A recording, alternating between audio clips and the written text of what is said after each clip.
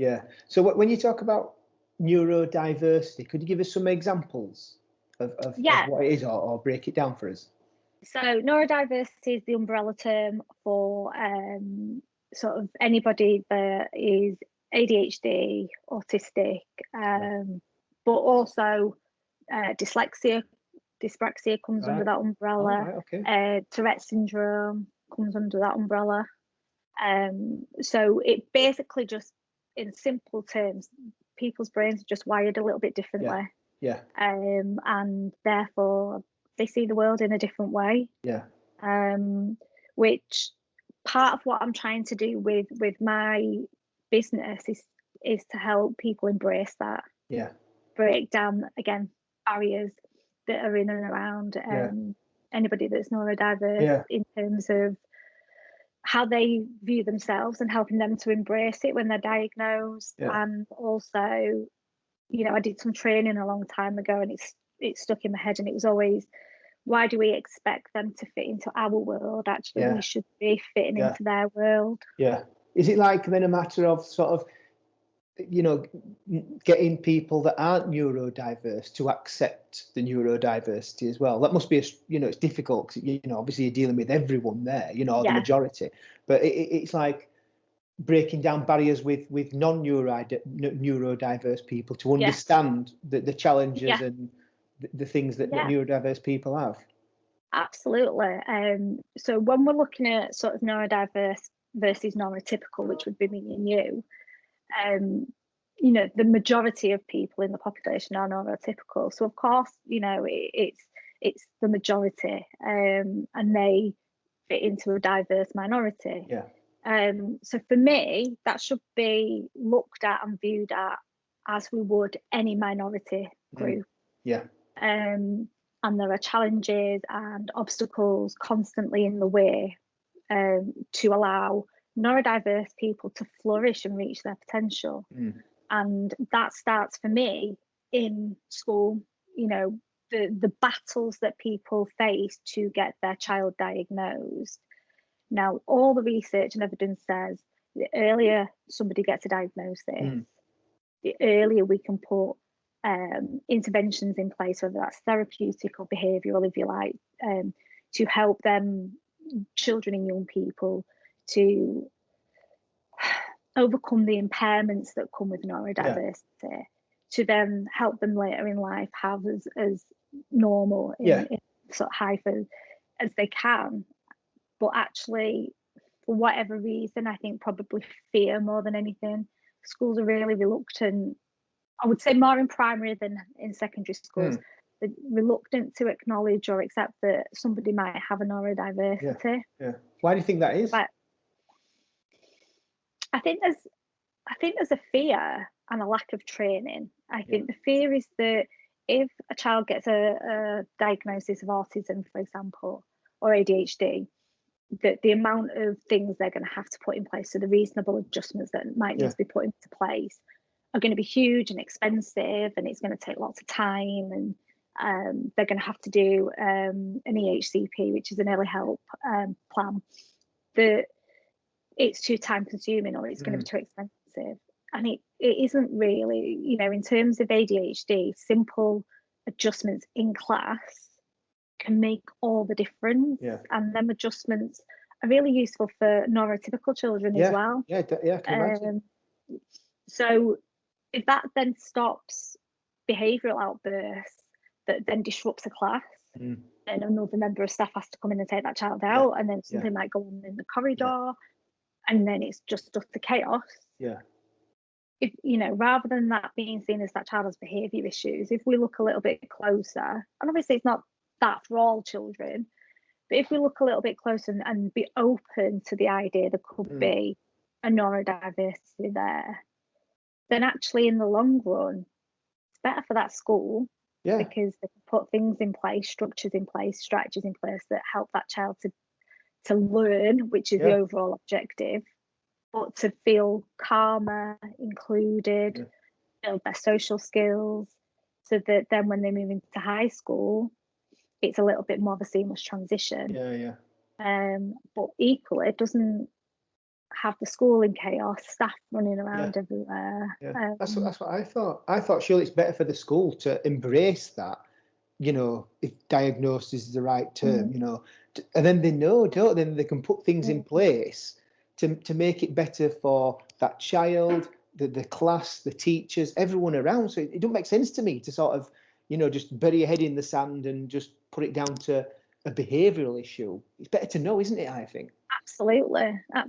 And I think, look, not every school's like that. I've been in some really fantastic schools, but there are other schools that do want to bury their heads in the sand. You know, I remember going into one school right at the beginning of my work, and was met with the it always makes me laugh, with the person saying to me, we are a very affluent school, so we don't have any issues here that we would need your counselling for. Right. Oh.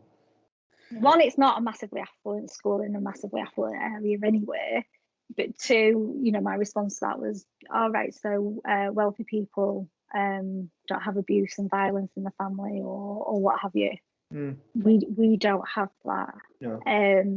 In the 8 years or so that was on my area, I had one counselling case in 8 years. Well, money, it doesn't matter how much money you've got, does it? You know, money, you know, it's not sort of mental health or neurodiversity. It isn't, you know, it's not like it doesn't choose, does it? You know, well, that's a nice area, we'll go somewhere else. It's a ridiculous thing to think or say, is that? I know. And, you know, that, like I said, one counselling case in 8 years there, where other schools, you know, I was in every week, you know, 3 or 4 clients every week there. And does that go down to the stigma, though? Sorry to interrupt, but does that go down to like the stigma and that school who said that to you? To me, straight away is, oh, you know, we're better than that. That's how that came across to me. I think so. Yeah. I think so. And that to me isn't about the staff in that school. It's not about the pastoral teams. It's not about the teachers, because when you talk to them, they get it, they see it, they want the support, they want the help. It comes to the higher ups, and depends on who you have higher up. I know some schools that are very well-being and mental health orientated and have a whole team dedicated to it and are fantastic. And actually, when you see the work that they do versus some other schools, you can quite clearly see the evidence of what they're doing. You know, and what happens is then the cases that come to me have had support and intervention already, and they've tried everything they can, and then that becomes a case that is appropriate to work with, and they will have supported the family, and you know, and they'll have done a lot. And by the time that family comes to me, there's no anger or animosity. It's you know, school have been fantastic, we've tried everything, so now we're with you, and they're really engaged and they want the help. And they're the cases that seem to be more successful when they've had that support from the school, versus cases from, say, some of these other types of schools. By the time the parent gets to me, they're angry, the relationship with school's broken down, they're resistant to me. You know, then so part of my work is having to bring them back around to the idea that we can help them, which takes time away from what we should be doing. Then you kind of become that advocate where you're going into school saying, right, can we just do this or this?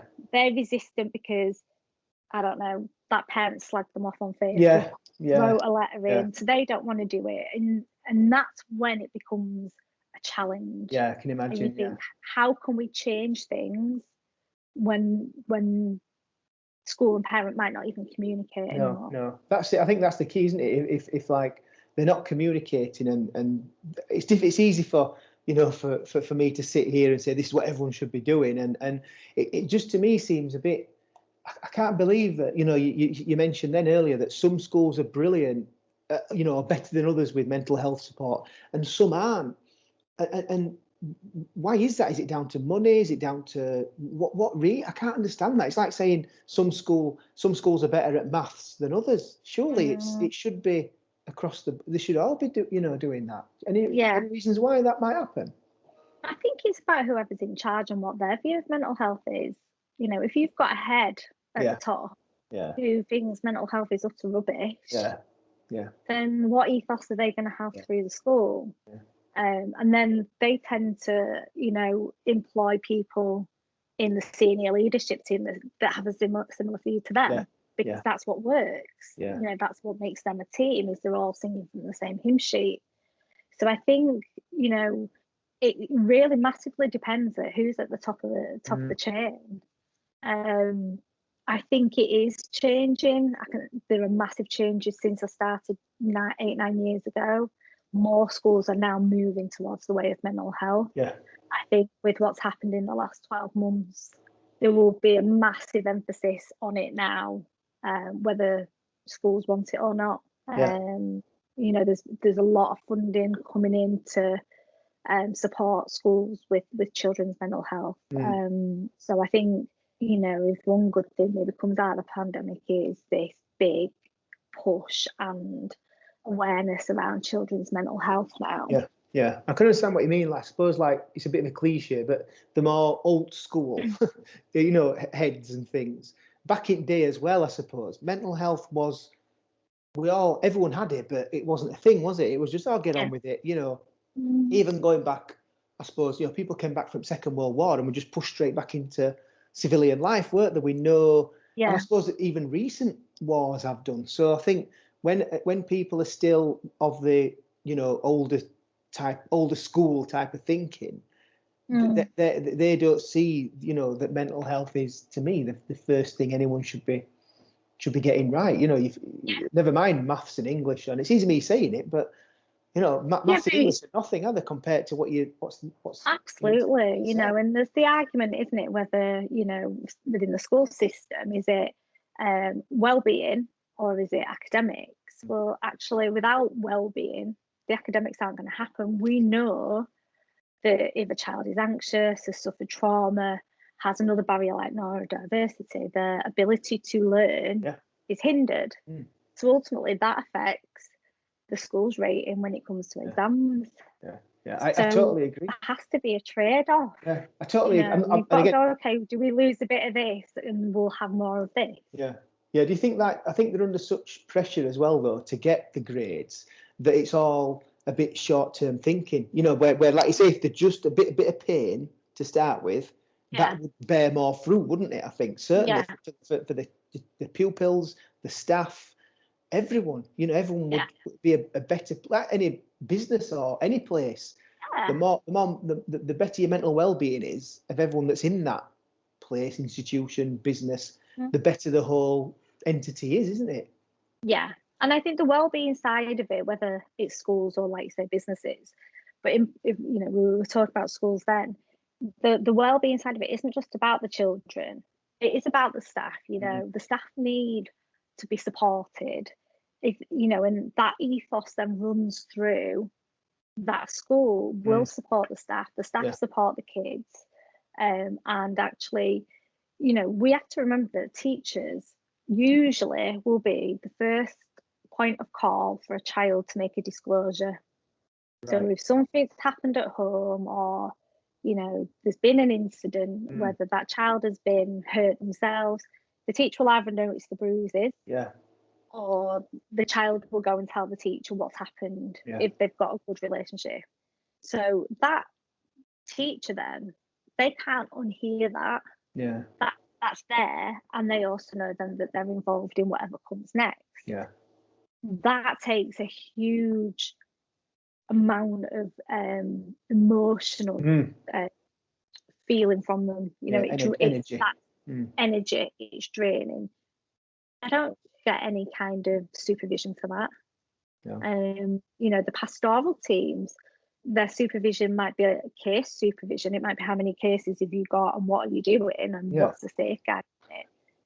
But it's very rarely coming from a clinical point of view of, okay, you've got X amount of cases on your caseload and 3 of them are abuse victims. What's that like for you hearing that? How's that impacting you? How do we help you with that? So that's something else I want to be able to, with the business that I'm doing. I'm currently doing my clinical supervision training, is once I'm qualified to be able to offer that as a support in schools and say, look, clinical supervision isn't just for therapists, it's for anybody that's having to work in a helping profession that is going to be impacted emotionally and mentally by the work that they do. Because ultimately, again, people have a tolerance and a level that they get to before they burn out. This is why maybe a lot of teachers are away with stress and things like that, because they're seeing so many things through their children, and no one's actually, or not no one, but very few of them are getting the, as you said, the supervision, the support of that. It's just like, you're a teacher, crack on, but it's not just about, I suppose, writing numbers on a whiteboard, is it? It's all the emotional, not baggage, it's just wrong term, but all the emotional energy that you have to, expend, and seeing your pupils, with their mental health or their things have got at home. So what do you think what do you think can be done then to improve access? I know that's the thing that you're very, very passionate about. What could be done to improve access to mental health support and things? I think it's schools being aware that there could be things that they can tap into in terms of like yourself within you, if schools can buy into something like that, if they can allocate some of their mental health funding towards allowing teachers and pastoral staff to either access supervision, or actually, if something quite bad happens within their lives, some kind of therapy, it's having money put aside to be able to give them that. And a lot of schools probably do for the therapeutic side, not necessarily the supervision side. But I think one of the big barriers to that, which we'll keep coming back to as the topic really, and the barriers is time off for it. And I think what you're looking at doing with the digital platform will remove some of them barriers for not just schools but other organisations where okay, we can't let you go 3 hours early to make sure you drive halfway across the city to get to your appointment, but actually you can have an extended lunch break and we'll give you a private room where you can access a computer. Or if someone really wants face to face, we'll let you go an hour earlier. And them not be financially sort of punished for that. It's a bit like dealing with the cause and not the symptoms, I suppose, isn't it? Getting there first, and as you said, just to me it's common sense, but common sense ain't common, and I don't run a school, so I'm not saying it's easy, but I totally get you where a lot of it's time and resource, isn't it? And having that, and but if that's not offered to them, they're just going to burn out, aren't they? Which a lot of teachers are, and a lot of people that not just teachers but staff, as you said, pastoral care, that they are burning out. So surely it's better to deal with the cause before it becomes a symptom. So is it a matter of sort of maybe educating? I'm not trying to sort of aim this at head teachers or whatever, but ultimately, it's educating the people that make the decisions on how this will benefit them and ultimately their pupils. I think there's a lot of schools now are part of multi-academy trusts. So the heads are just the head of their school, but they will follow a set of rules that's from the multi-academy. So you'll have a CEO type, if you like, at the top of the academy chain.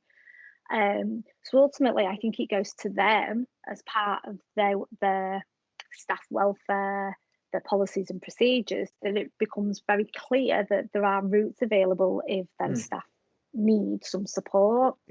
And that is filtered all the way down, because let's be honest as well, especially right now, heads are under increasing pressure and they're having to do things that they've never even done. We're hearing about almost like test sites now in car parks of schools, and staff having to give COVID tests. They're not medical professions, but the logistics of that are coming down onto SLT. Plus the parents that either are nervous, anxious, don't want it, whatever. They've got so much to contend with and have done for 12 months. So I'm sure they will all be in need of some support.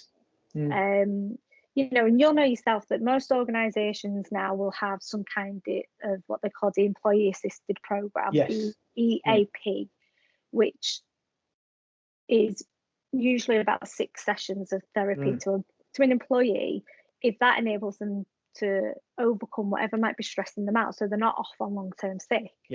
You know, and that's quite common now, and lots of companies sign up to that kind of program. I think some schools are starting to, but again, it hasn't been seen as a business in that sense. Yeah.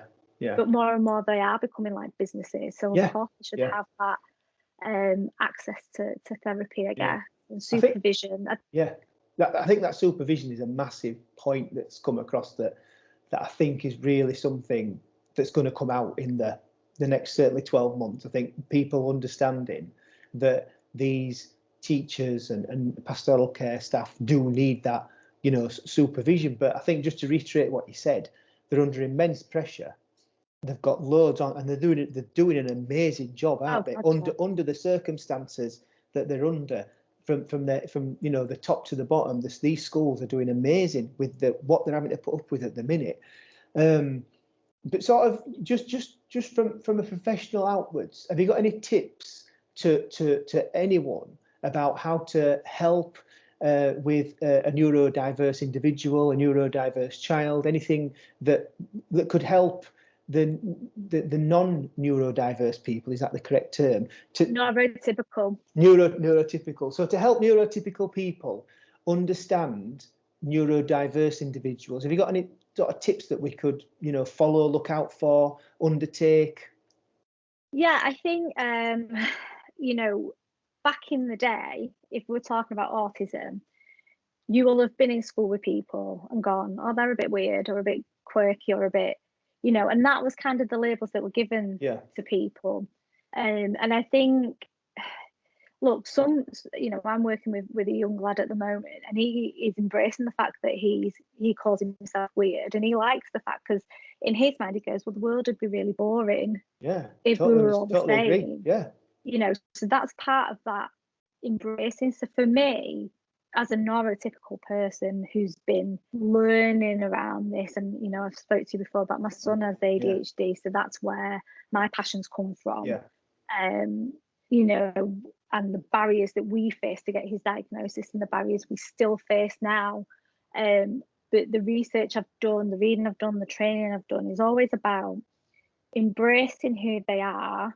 Yes, there will be impairments, and it's understanding that the impairments are not because they're bad kids, naughty kids, angry kids. You know, the amount of times I hear anger issues, even attributed to adults that are neurodiverse. It's taking the time to understand what their needs and impairments are, because everybody's different. Again, you know, we call it a spectrum for a reason. You know, their needs are always different. If you meet one autistic person, you've met one autistic person. So they're not, you can't have identical needs. They might have certain traits that are the same. But if you're working with someone in your organisation that is autistic or ADHD, then it's taking the time to speak to them and to understand what their difficulties are. It's taking the time to read up a little bit on what autistic traits might be. So, for instance, autistic people don't get sarcasm. They don't understand it. You know, the way their brain works is that they hear something and they take it literally. So, you know, there's no sort of imagination around what they're saying, the sarcasm. Whatever you say is, they will take it. What you say is what you mean, basically. Absolutely. So that can come across as rude, offish, you know, blunt, you know, so, and it's not, you know, so it's understanding that, it's understanding they might have sensory issues, so therefore too much noise can be overwhelming and overstimulating. You know, for organisations, it's having that kind of policy in place that takes into account those needs. You know, and I think a lot of organisations are getting better at that and putting policies in place.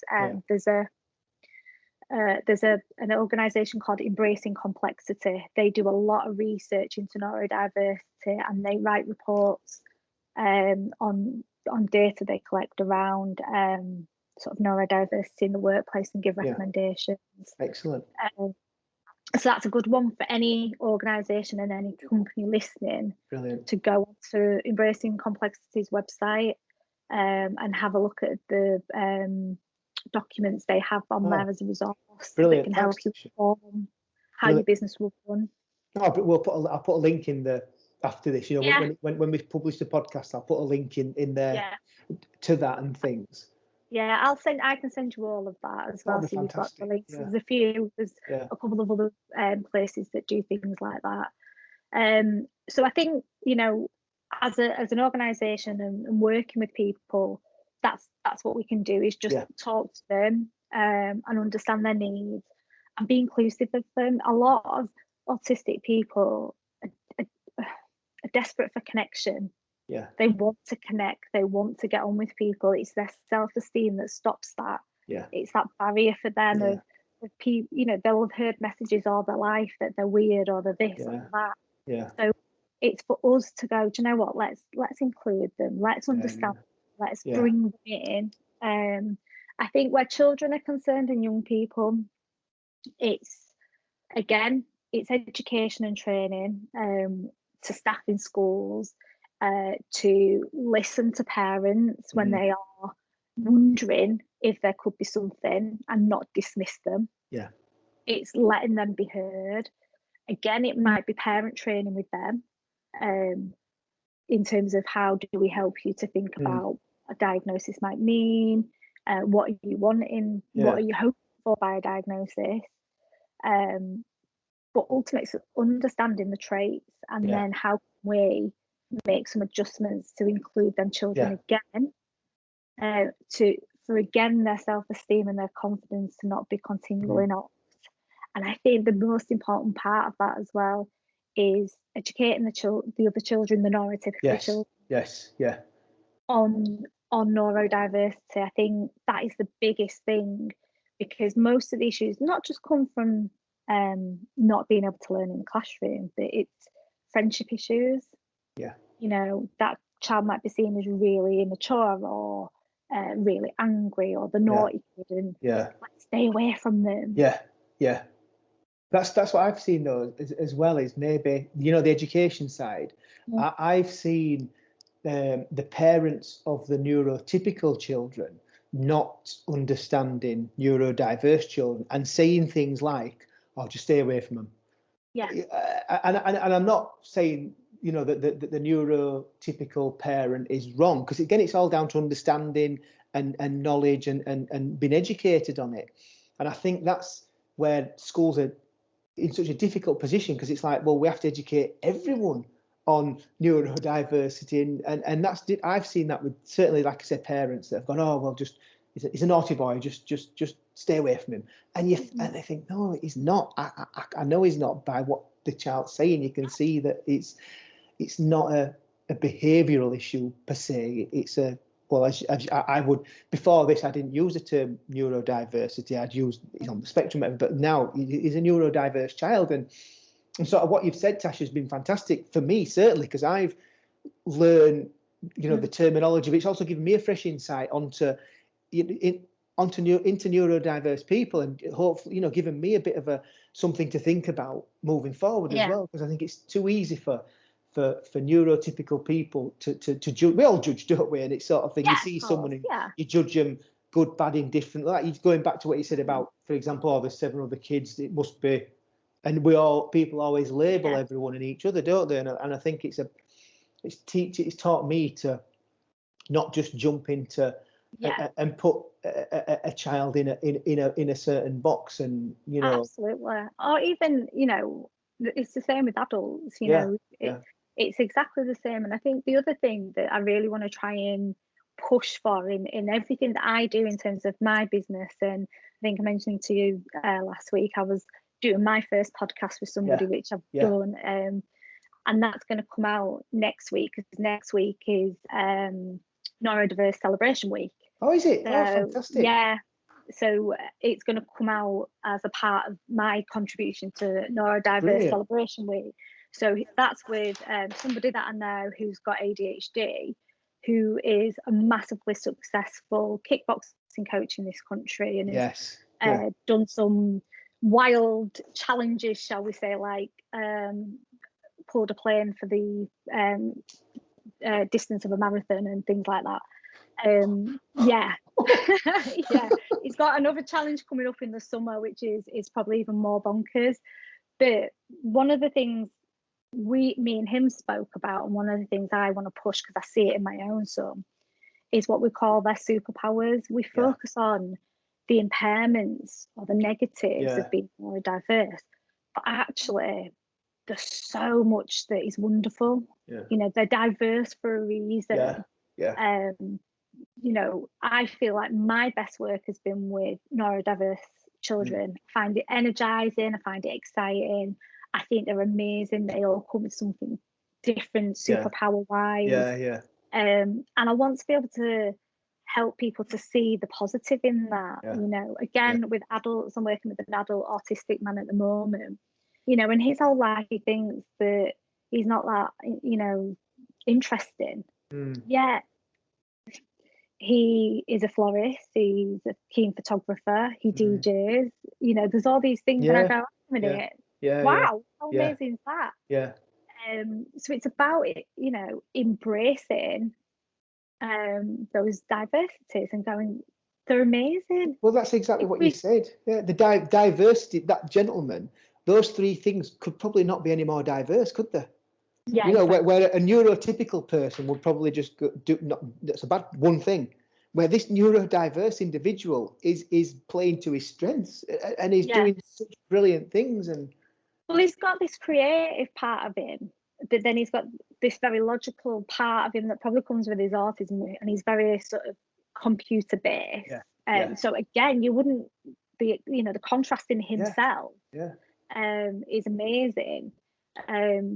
But I think, you know, it's helping them to recognise their superpowers and embrace themselves. And then if they can be proud to talk about it in public rather than feeling ashamed about it, which I think is a big thing in neurodiverse people. There's almost this shame, because actually there will have been struggles as a child and a young person. They will have had to overcome so many obstacles, and actually their resilience is so high that we can all learn something from that. And to get to where they want to be will take an awful amount of work from them and a lot of support around them. But, you know, let's be honest, if I personally think, and there's research around it, that neurodiversity is evolutionary, that evolution has said that we need to have neurodiverse people because we need people that can think outside the box to solve problems in the world that will continue to come up. So whether that, you know, you look at the people that are known to be autistic, like Einstein and people like that, if they weren't autistic, we wouldn't have the inventions we have. We wouldn't have cures to disease. You know, they've become hyper focused on one thing and they don't give up until it's done and successful. Neurotypical people are easily diverted away from a task by their phone, going to the pub, cinema, socializing, all the, you know, all that stuff. A neurodiverse person will focus and focus and focus till that thing's done. And we need people like that, and we should be singing about them from the rooftops. We should be, for me, we should be rooting them out. We should be, you know, they're the people that are going to change the world. Like you said, you know, there's people that have changed the world. And I think to do anything of significance, you've got to have that focus, haven't you? And I think it's too easy for most of us. You know, it's like, oh, I'll start that. Oh, then I'll start that. And then I'll do that. And then they wonder why they've not achieved what they want to achieve. It's because they don't have that, you know, razor-like focus. And everything I read about successful people, you know, whatever it is, whatever term of success that is, they've all got that one thing of that like laser-like focus. Whether they are neurodiverse or neurotypical, there's one theme that runs through them all. And I think we should be weeding them out. Sounds a bit odd, but, you know, we should be going out and actively, you know, finding these people that will change society, you know, communities, the way we live, the way we work. And I think that's where neurotypical people can see them as a bit weird. Well, he's It's like that. It just and I think, well, yeah, that's how you're successful. You know, you don't, it's like a dog chasing a squirrel. You know, a dog sees a squirrel, it's off, and that's what a lot of people are like, aren't they? Where if that dog's just focused on the task, not saying people are dogs, but you know what I mean. As an example, we are too easily distracted, and a lot of it is through mobile phones and social media and at that point, then who's the weird ones? Exactly. We're moving away from our social norms of social interaction to be on our phones. So actually, for me, I'm going, actually, we should be learning now. But I know, who is it that's in charge of like MI5 and MI6 down in London, that big department? They actively advertise for neurodiverse people.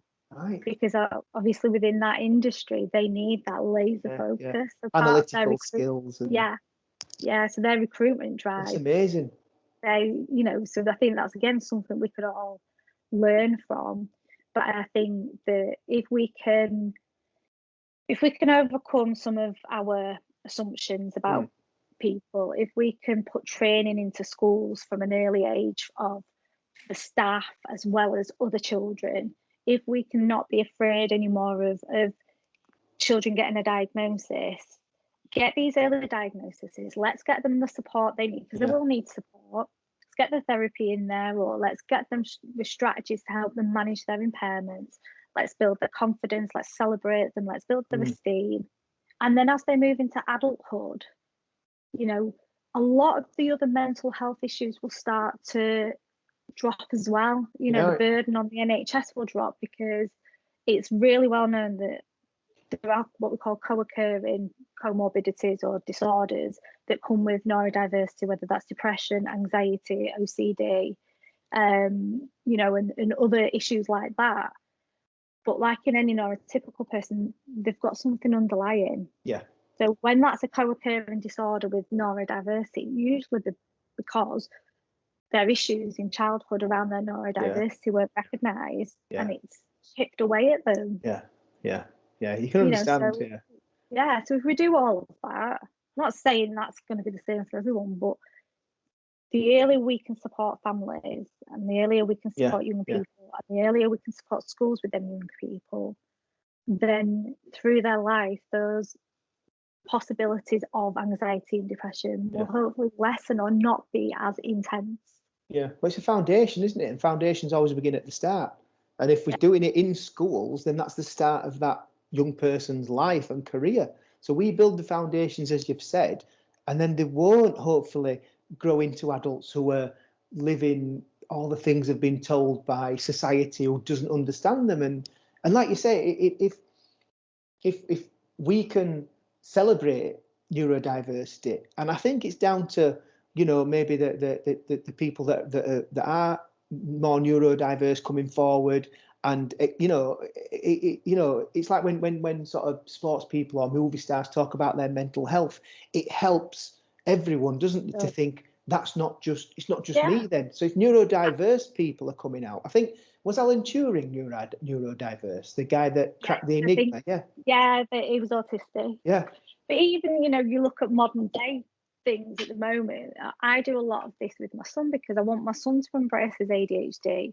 I want him to see his superpower, and I want him to have a future that he's excited about and proud of who he is. So I do a lot with him in terms of showing him other people with ADHD. So Justin Bieber's ADHD, will.i.am's ADHD. You look at Simone Biles, the 18 gold medal Olympic gymnastic champion in America. She's got ADHD. So, some of it is going, look at these amazing people that actually, unless you knew, you wouldn't know. No, exactly, So look at what they've done, and they're successful probably because they've got ADHD. And that's their thing, and they've gone, that's what I'm doing. It's always, for me, finding that niche. What is their niche? What is their thing? And I think the other way we can support schools is, a curriculum for some children, the normal curriculum isn't going to work. Let's find what they're good at and let's tailor that curriculum to them. I know with my son, anything that's too much writing, too much reading, he can't deal with. He can hear it in his audio, but actually there are other things that he's brilliant at. I'd rather him have 6-7 subjects that he focuses on than come out with 9 or 10 GCSEs and he might fail half of them. I'd rather have a smaller set of subjects that he can give everything to and pass all of them. Yeah, but them subjects that are relevant to his skill set and his abilities, and like this is I think that classic line: if you judge a fish on its ability to climb a tree, it's going to be a failure. I only said that probably last week to someone, but it's showing me when we're discussing things like this how society is set to judge people on the norms, and there's no such thing, is there? No. And then we are then setting these kids up to fail. Yeah. It goes back to, okay, well, let's chip away at their self-esteem a little bit more. Yeah. You didn't get a B in maths, you didn't get a C in this, you didn't do this, you didn't do this. Instead of saying, well, this isn't what you're good at. You're good at. Well, you're an incredible chef or a baker or an artist or actually your skills lie verbally and you could be the most amazing salesperson. I saw that at school so much that when I was at school, it was just like literally. I remember once I was in sixth form and like the head of the sixth at the time sort of came into the assembly and said, right, today anyone that wants to go to university, stay back and we're going to talk you through it. Anyone that don't, you can go home. And I was like, oh no, anyone that wants a job, you can go home. And it was like, hey. So they're helping these people that go to university. What are people that don't? It was like, oh, get yourself off, take afternoon off. And even back then I thought, that's not right. And I look back at the school I went to and I had some fabulous, great teachers. But what I mean by great teachers of life. They were fantastic. But the school itself, knowing what I know now, and even back then I thought something wasn't right, were just, I suppose it were they're all the curriculum to follow, but they were just they judged all the kids on whether you were going to get A's, B's, and C's. And I look back now, and all the people that, well, they're not where others are, shall I say, in their lives, and because they've been judged on grades and exams. How good are you at remembering stuff to write it down at the end of the year? Exactly. And that's not life, is it? Bonkers. That's not life. It's totally wrong. You look at a lot of great businessmen now, and they'll all tell you that they dropped out of school at 14, 15 years of age. But actually, again, the best entrepreneurs generally have ADHD because they come up with constant ideas for businesses and constantly working on them and evolving on them. And, it's that creative side, isn't it? Of, okay, what's the next challenge? What's the next thing? Yeah. So many of them I've read have said, oh, I'm dyslexic. So many books I've read, and there's that many that I can't remember. But honestly, literally, they've all said, I'm dyslexic. So many, and they say, I can't, I struggle to write things down, but they're ultra successful in what they do. Absolutely. And it just shows that it shouldn't stop you, should it? But it's society, I think, that is. I think so. I think there's it's how do you find a way in to access the learning for that person, because this can happen in colleges and unis and people going back as mature students. If we understand that they've got something like dyslexia or ADHD or autism, what it is about understanding again their impairment, their needs, and how do we overcome that as a barrier. So for my son, for example, French, when we go on holiday, he picks up languages. He will still say a couple of things in Thai. We went to Thailand like 3 years ago. So he's got a bit of a natural talent. If he listens to something, he can get it. So he's doing French at school, getting really low marks in vocab tests because it's on a sheet of paper. You read it, you cover it up, you write it, you check it. Too many processes for him. So I emailed school and said, is there any way this vocab can be put onto an audio that he can put in his ears? And as he hears it, he repeats it. Yep, we've got this platform we can do it on. Did it. 2 minutes. So where it might have took half an hour for him to do that, this is 2 minutes of listening to this 20 words. Test scores went up. Brilliant. It's fantastic the school did that as well, and yeah, brilliant. I've got to say his school are really, really good in terms of neurodiversity. I'm very lucky he goes there. Yeah. Do you want to give him a shout out? Can we say who they are?